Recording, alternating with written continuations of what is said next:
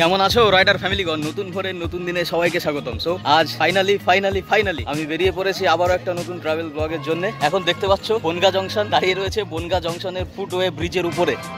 তো আমার নিচে রয়েছে যে বনগাঁ জংশন। তো এখান থেকে আমাদের আজকের ফার্স্ট ট্রেন। আজ দিনটা আমার জন্য খুবই ভালো আর স্পেশাল। আজকে একটা স্পেশাল মানুষের সাথে দেখা হয়েছিল, তো সেই ভিডিওগুলো আমি এখানে ইনক্লুড করে দেবো। তো আজ যেখানে যেতে চলেছি দুর্দান্ত লেভেলের এই ভিডিওগুলো হতে চলেছে। রীতিমতো রয়েছে এই যে বনগাঁ জংশন। তো বাদ বাকি যা হবে কি না হবে সবকিছু তোমাদেরকে দেখাবো। বনগাঁ জংশন রয়েছে এখন বনগাঁ জংশনের উপরেই। চলো দেখা যাক হয় কি না হয়। আর ফাইনালি আমাদের ট্রাভেল ব্লগ আসতে চলেছে। তো আজকে যাচ্ছি আমরা নর্থ বেঙ্গল। তো টাইটেল থাম্বনেল দেখে তো বুঝেই গেছো নর্থ বেঙ্গল। দেখা যাক কি কি এক্সপ্লোর হয়। আমরা যাচ্ছি ডুয়ার্সের উদ্দেশ্যে। তো যেতে যেতে কোথায় কি ট্রেনে যাচ্ছি, কিভাবে যাচ্ছি কি না যাচ্ছি সবকিছু তোমাদেরকে দেখাবো। দেখো আরো একটা জিনিস তোমাদেরকে মাঝখানে আমি দেখাচ্ছি।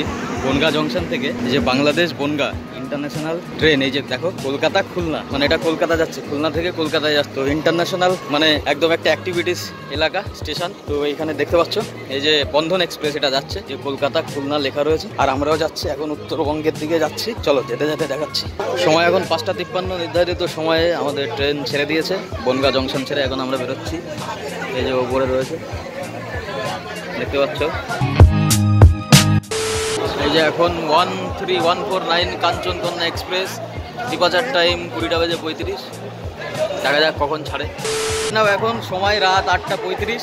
তো 35-এ যে কাঞ্চনকন্যা এক্সপ্রেস ছাড়বে। আমি এখন শিয়ালদাতে দাঁড়িয়ে রয়েছি। S1 64 নম্বর সিট আমার। আমি এখন Sealdah I think 9 number platform. তো এইখান থেকে ট্রেন ছাড়বে। তো চলো ট্রেনে উঠি। বাদ বাকি কোথায় যেতে যেতে কী হয় কি না হয় সেগুলো সব দেখাবো। আর এখন এই যে পিছনে ট্রেন রয়েছে, চলো।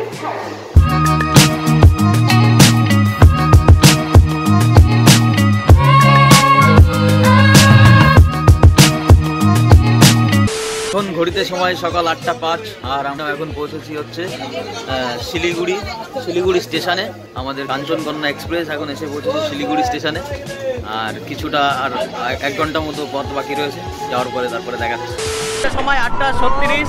আর আমরা এখন সেবক ছাড়াচ্ছি। তো আগের বার যখন আমরা গ্যাংটকে এসেছিলাম তখন গ্যাংটকে এসে সেই সেবকে অনেকক্ষণ দাঁড়িয়েছিলাম জ্যামের কারণে। আর এখন আমরা সেবক ছাড়িয়ে এই যে সেবক নদীর উপর দিয়ে যাচ্ছি। জাস্ট ভিউটা অন্য লেভেলের।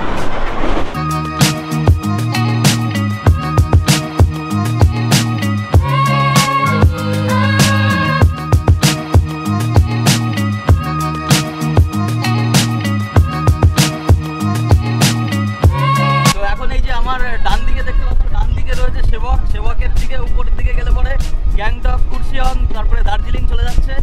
আর আমরা এখন ট্রেনে করে যে সাইডটা যাচ্ছি সেটা হলো ডুয়ার্সের জন্য।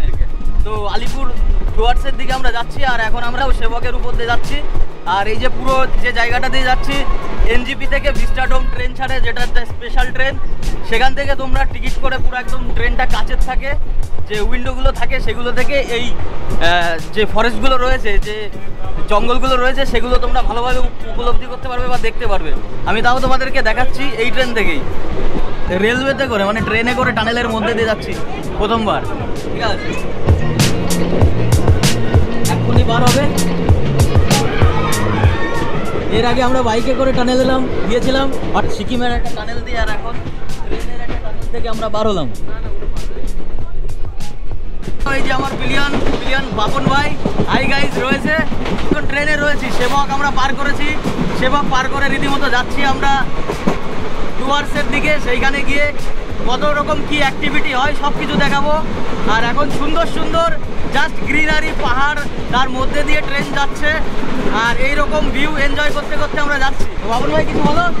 হ্যালো গাইস, চলো সামনে দেখা যাবে কি চলছে আর কি দেখবো। পুরোটাই আমরা আপনাদের সাথে শেয়ার করব। আর সবাই সাবস্ক্রাইব শেয়ার অবশ্যই করবে।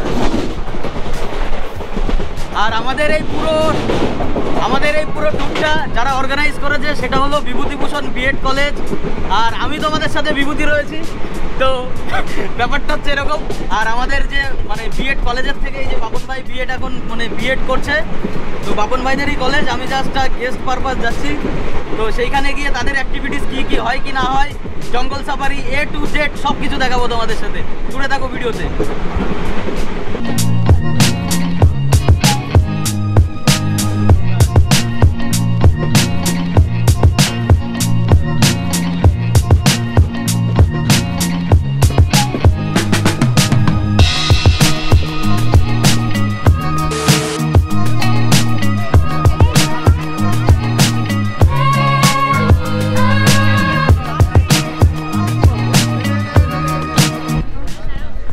আমাদের ট্রেন এসে পৌঁছে গেছে। আমাদের এই যে শিয়ালদা যে ট্রেনটা ছিল, তো এই ট্রেনটা এখন এসে পৌঁছাছে নিউ মাল জংশন। তো আমাদের যারা এই যে বিএড ডিএলএড এর যারা ছাত্র আছে সবাই ওখানে দাঁড়িয়ে ফটো সেশন করছে। তো আমরা আশা করি এখন সবাই লেগে গেছি ঠিকঠাক, ঠিক আছে। বাদ বাকি এখন কোথায় কি যাওয়া হবে সেগুলো আমি দেখাচ্ছি। কাঞ্চন কন্যা এক্সপ্রেস আমাদেরকে ছেড়ে এখন চলে যাচ্ছে। আমরা নিউ মাল জংশনে দাঁড়িয়ে রয়েছে, লাভা হয়ে গেছে ট্রেন থেকে নিউ মাল জংশন। এই যে বাবুল ভাই খুব কষ্ট করে ট্রেনটা চলে গেল বলে তাই। আর এই যে যারা মানে অতিরিক্ত লাগেজ নিয়ে এসছে সব লাগেজ নিয়ে যাচ্ছে এক করে। ঠিক আছে, যে স্টেশনটায় রয়েছে নিউ মাল জংশন, স্টেশনটা দেখতে পাচ্ছ চারিদিক থেকে এরকম চা বাগানে ঘেরা, আর তার একটুখানি দূর থেকে পুরো পাহাড়ে ঘেরা। পিছনে 10 থেকে 20 কিলোমিটার পিছনে সেবক ফরেস্ট ছিল, আর এখন এখান থেকে আমরা যাবো ডুয়ার্স। তো স্টেশনের মানে পরিকাঠামোটা কিছু এরকম কিছু, চারিদিকে জাস্ট ওয়াও আর ওয়াও। সো এখন এই যে নিউ মাল জংশন থেকে আমরা বেরিয়ে যাচ্ছি, আমাদের গাড়িগুলো ওয়েট করছে। তো সেইখানে উঠে তারপরে বাদবাকি আমরা যাব সামনের দিকে, কোথায় কি নিয়ে যায়। আমাদের এই যে কলেজ কর্তৃপক্ষরা রয়েছে, ছাত্রছাত্রী সবাই রয়েছে। তো চলো যাওয়া যাক। তো এখন সময় 10টা 13, আমরা রীতিমতো টাইম মতো এখন গাড়িতে উঠে গেছি, আর আমাদের গাড়ি ছেড়েও দিয়েছে। এই যে জংশন ছেড়ে আমরা বেরোচ্ছি, আর সামনে দেখা যাক রাস্তায় কি করে বাদবাকি সব।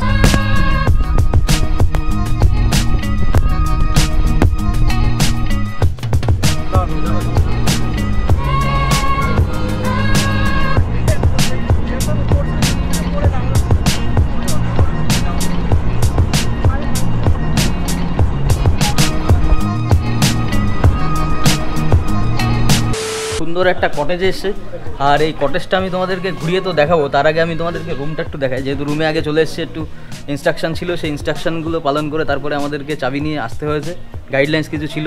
তো এখন আমি রুমটা একটু দেখাচ্ছি তোমাদের। রুমটা কিছুটা এরকম, এখানে একটা ব্যালকনি আছে, আর এই ব্যালকনি থেকে দেখো ভিউটা দেখো, জাস্ট চারিদিকে চা বাগান, আর এইখানে মধ্যখানে ওই যে ওইখানে বনফায়ার করার জায়গা রয়েছে। কী হবে কি না হবে জানি না, এখনও বলতে পারছি না, বাট জায়গাটা খুব দুর্দান্ত। আমি পুরোটুকু এই যে কটেজটা রয়েছে কিংবা রিসর্টটা রয়েছে আমি পুরোটুকু ঘুরিয়ে দেখাবো। আর বেডরুম কিছুটা এরকম আপাতত। এখানে একটা টিভি রয়েছে, একটা ওয়ার্ড্রপ রয়েছে, চেয়ার রয়েছে, আর বাথরুমটা একটু দেখিয়ে দিই।